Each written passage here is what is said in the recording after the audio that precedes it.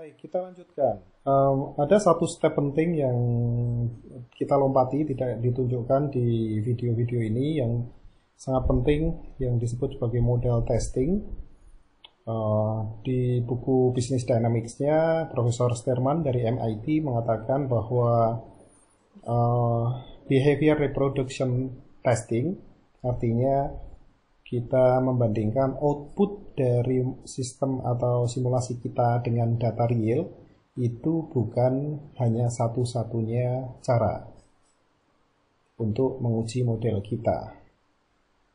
Bahkan Tom Wiedemann mengatakan, jika data yang kita miliki itu dipertanyakan akurasinya, maka jangan mengandalkan data itu untuk menguji hasil output simulasi kita.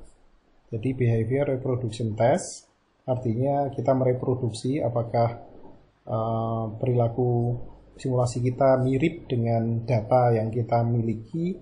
Itu bukan satu-satunya metode testing. Ada yang namanya model boundary testing, ada yang namanya extreme condition testing, ada yang dan lain-lain, macam-macam yang lain. Untuk keperluan kita akan skip, kita asumsikan semuanya sudah dilakukan sehingga sudah lulus uji. Hal lain yang perlu dilakukan tentunya adalah kalibrasi, karena ada beberapa parameter yang ada di sini yang kita tidak tahu angkanya secara tepat. Hal itu juga kita skip dalam kasus ini. Yang akan saya tunjukkan adalah di sini beberapa hal. Sebagai contoh adalah penentuan beberapa parameter. Sebagai contoh misalnya R0 ini sangat penting, dan dalam kasus kita nanti akan bisa mensimulasikan untuk beberapa case. Misalnya untuk case 1, ini kita sebut saja ya, case Wakanda Forever begitu. Itu R0-nya tertentu, tapi di kasus yang lain kita bisa gunakan R0 yang berbeda lagi, kemudian kita akan lihat bagaimana efeknya terhadap output simulasi kita. Dalam kasus kita akan gunakan R0 yang 2 saja. Ini kita ambil salah satu yang konservatif ya, karena dari beberapa penelitian biasanya range-nya antara 2,2 sampai 3,9 untuk COVID. Tetapi oke lah, kita pakai 2 saja. Kemudian sebentar, angka 2-nya ditunjukkan di sini. Oke. Kemudian di hal lain yang kita coba untuk simulasi Wakanda Forever ini, base nilai untuk behavior risk reduction-nya kita nolkan. Artinya apa? Wakanda tidak melakukan intervensi dengan cara edukasi masyarakatnya. Itu yang kedua. Kemudian yang ketiga, untuk isolasi, intervensi yang lain juga kita nolkan angkanya. Artinya mereka, Wakanda, juga berkeputusan untuk tidak melakukan intervensi isolasi seringan apapun. Jadi sama sekali tidak ada. Kemudian untuk initial population, saya mendapatkan info dari Avenger bahwa Wakanda itu masyarakatnya jumlahnya, ini masyarakat yang di negara tersebut ada 172 juta. 172 juta. Kemudian hal-hal yang lain juga sudah kami masuk angkanya, hospital capacity, dan seterusnya. 1.300 ini misalkan mengambil asumsi worst case, Wakanda hanya punya tempat isolasi khusus, senegara itu hanya 1.300. Dan seterusnya. Oke, sekarang saatnya kita melakukan simulasi. Cukup dengan, karena semua data sudah dimasukkan, kita akan run simulate di sini. Sebelum masuk ke sana, tentunya kita ingin beberapa grafik ditampilkan, dan grafik apa yang ditampilkan tergantung pada research questions-nya, pertanyaan penelitiannya. Di sini saya sudah set yang pertama grafik yang terkait dengan susceptible, ini kita keluarkan. Yang kedua adalah expose, kemudian yang ketiga adalah infected, jadi semua kotak variabel utama ada. Kemudian recovered juga sudah kami taruh. Berapa yang meninggal ini akumulatif, 2 yang terakhir ini recovered dan death ini adalah akumulasi. Kemudian 2 yang lain ini akan merefleksikan hospital surge, seberapa strain yang akan dihadapi oleh rumah sakit yang ada. Misalnya kalau strainnya 20 itu artinya adalah kebutuhannya 20 kali daripada kapasitasnya. Oke, saatnya untuk melakukan simulasi. Butuh waktu sekitar 5 jam, nggak ting 5 detik saja. Sudah selesai. Oke, jadi ini adalah hasilnya, sangat cepat, hanya 5 detik, nggak sampai mungkin ya untuk simulasinya. Kalau kita melakukan analisis sendiri lumayan lama karena kita menggunakan ada beberapa ini. Ada menggunakan matematika tingkat tinggi, lumayan lama. Untunglah kita menggunakan software khusus. Jadi di sini kita sudah bisa mendapatkan behavior over time dari setiap variabel yang paling penting. Yang paling kiri ini adalah susceptible. Supaya lebih kelihatan, saya akan tunjukkan detailnya. Nah, kira-kira seperti ini. Bagaimana cara membacanya? Ini adalah waktu dalam satuan hari. Ini 0 adalah titik pertama, hari pertama kita definisikan outbreak mulai merebak. Kemudian ini adalah jumlah orang yang susceptible. Ingat, susceptible tadi kita definisikan sebagai orang yang berpotensi untuk terinfeksi tapi belum terinfeksi. Karena jumlah orangnya awalnya 172, tentu dia mulai dari sini, kemudian sedikit demi sedikit akan turun karena sebagian terinfeksi, kemudian terjadi ledakan luar biasa, secara bersama-sama akan sakit, kemudian akan turun di sini. Nah, apa yang terjadi dengan, kalau kita lihat di sini, ternyata tidak semua orang yang berpotensi sakit akan kemudian benar-benar terinfeksi atau sakit. Kalau kita lihat jumlahnya di sini dari sekitar 170 juta, ada sekitar 34 juta yang tidak mengalami atau tidak sakit. 20% dari semua populasi yang ada itu pada akhirnya tidak akan mengalami infeksi. Atau dengan kata lain, 80%-nya akan terinfeksi. Ini yang biasa disebut dengan fenomena herd immunity. Dan angka persentasenya khusus untuk contoh ini adalah setelah mencapai 80%. Tentunya nanti kita akan bisa cek dengan melakukan simulasi berbagai skenario. Jika R0-nya kita ubah, jika ini kita ubah dan sebagainya, herd immunity-nya akan muncul pada titik berapa persen. Bagian ini menunjukkan pada grafik over time untuk expose, seperti terlihat di sini. Pada awal-awal dari outbreak-nya masih tidak kelihatan karena skalanya jutaan. Tapi setelah tahun hari ke 196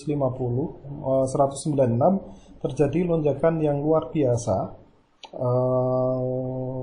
Mereka yang terkena infeksi tetapi belum menunjukkan gejala-gejalanya. Puncaknya terjadi pada hari ke-263. Ingat bahwa skenario yang kita pilih di sini tadi adalah skenario saat tidak dilakukan intervensi apapun. Nama skenarionya Wakanda Forever. Jadi business as usual, kita tidak melakukan apapun.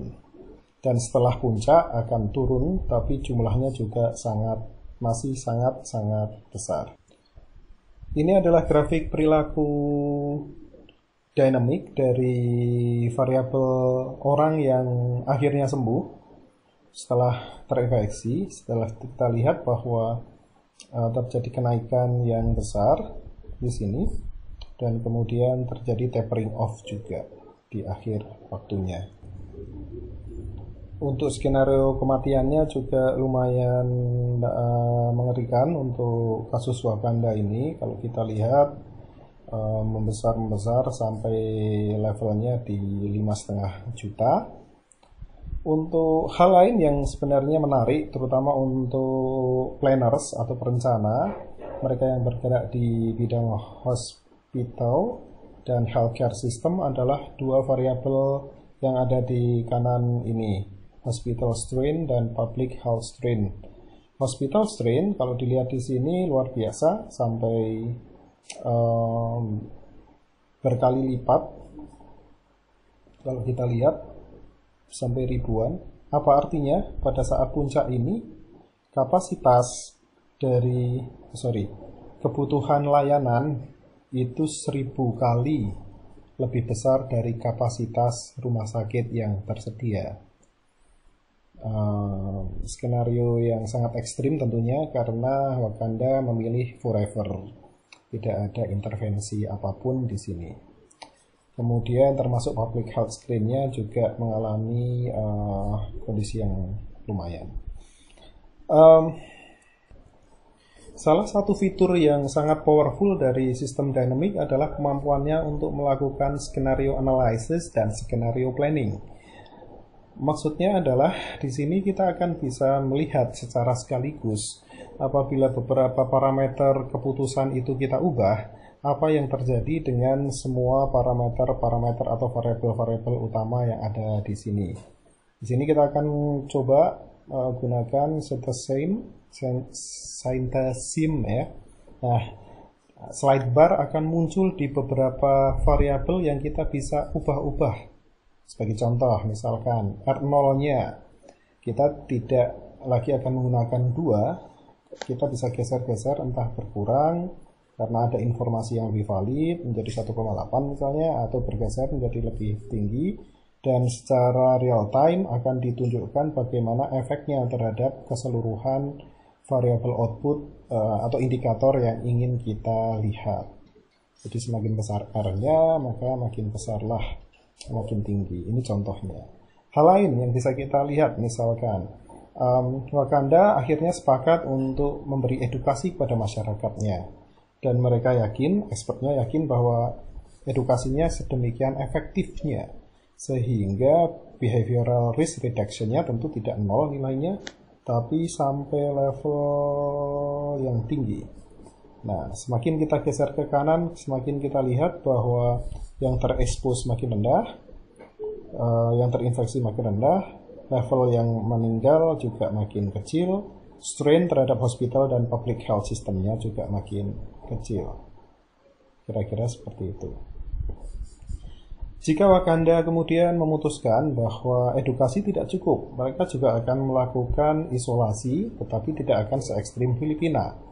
Jadi mereka membayangkan efektivitasnya hanya 50-50 lah. Dan mereka ingin melakukannya karena sudah agak terlambat, maka katakanlah mereka terlambat 15 hari baru bereaksi, baru menetapkan, kemudian efektivitasnya hanya 50%.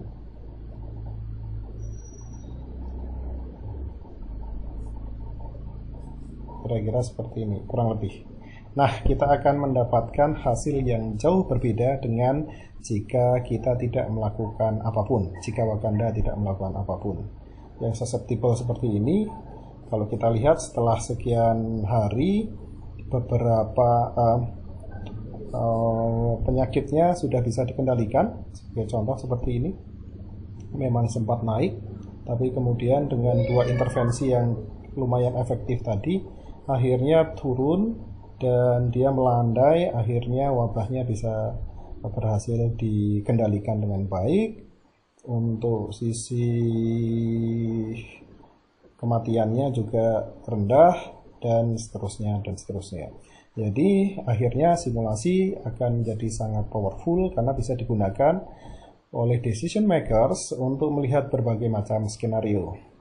Tentu ada satu hal penting di sini yang belum dilihat, yaitu efek dari semua intervensi tadi terhadap ekonomi, sosial, politik, dan sebagainya.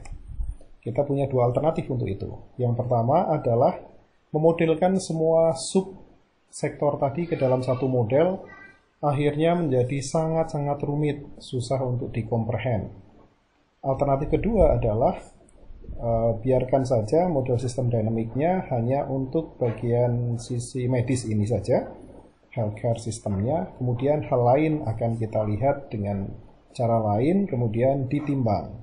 Sebagai contoh misalnya, jika posisinya isolasi 50%, artinya impact terhadap ekonominya akan seperti ini, dan seterusnya, growth-nya, GDP, dan sebagainya akan berkurang sekian. Nah, itu kemudian ditimbang dengan mudorotnya, yaitu kematian yang jumlahnya hanya sekian, dan seterusnya. Decision maker diminta secara subjektif untuk menimbang hal tersebut dan memutuskan apakah semua biaya ekonomi tersebut masih worth it dibandingkan dengan penyelamatan nyawa orang sejumlah sekian, dan seterusnya.